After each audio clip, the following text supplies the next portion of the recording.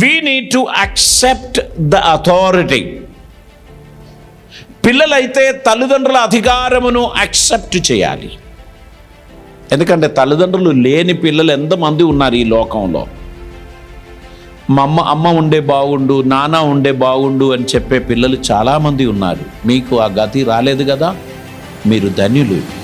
తల్లిదండ్రుల యొక్క అథారిటీని యాక్సెప్ట్ చేయాలి. వారు భవిష్యత్ చెప్పేదాన్ని మీకు కొంచెం చేదుగా అనిపిస్తుంది, కానీ అందులో ఒక మీనింగ్ ఉన్నది, అందులో ఒక ఉద్దేశం ఉంది. పేరెంట్స్ను యాక్సెప్ట్ చేయాలి, మన నాయకులను యాక్సెప్ట్ చేయాలి, మన ఉపాధ్యాయులను యాక్సెప్ట్ చేయాలి, మన స్పిరిచువల్ లీడర్స్ను యాక్సెప్ట్ చేయాలి. దేవుడు కొంతమందిని మీకు పై విచారకులుగా, పై నాయకులుగా దేవుడు పెట్టారు.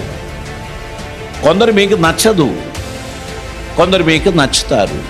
కానీ గుర్తుపెట్టుకోండి, వారు నచ్చడం ఎందుకు లేదు అంటే వారు మీ లోపాన్ని మీకు చూపిస్తున్నారు. మీ పొరపాట్లను వారు మీకు తెలియపరుస్తున్నారు కనుక మీకు నచ్చడం లేదు. కానీ వారు మీ శ్రేయాభిలాషులు. మీరు పర్ఫెక్ట్గా ఎదగాలని, దేవునిపై ఆశ్రయించాలని, దేవుని కృప పొందాలని వారు మిమ్మల్ని ఒత్తిడి చేస్తున్నారు. మీరు దేవునిపై ఆశ్రయం ఉంచాలని వారు మీ గురించి ప్రయాసపడుతున్నారు. మనము వారిని యాక్సెప్ట్ చేయాలి. దేవునికి స్తోత్రం.